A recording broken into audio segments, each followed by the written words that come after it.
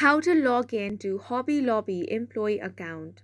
Hi guys, welcome to our channel. Let's begin. In this video, I will guide you on how you can log into Hobby Lobby employee account. For this, launch open any web browser. Now search for Hobby Lobby employee login. Then click on this option of Hobby Lobby employee portal. Once you click on this option, this website will open up. Now, on this login portal, you want to enter these details. Start by entering your username in the first box.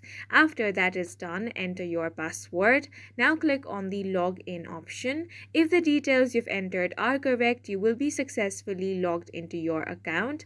In case you have forgotten your password, click on the forgot password option. Select your account type, then enter your username. Now click on the next option. Now you want to follow the on-screen prompts and reset your password. Make sure to create a strong password. Then from there you will be able to reset your password, and that's it for this video. If you found it helpful, please make sure to hit the like button and subscribe for more videos like this.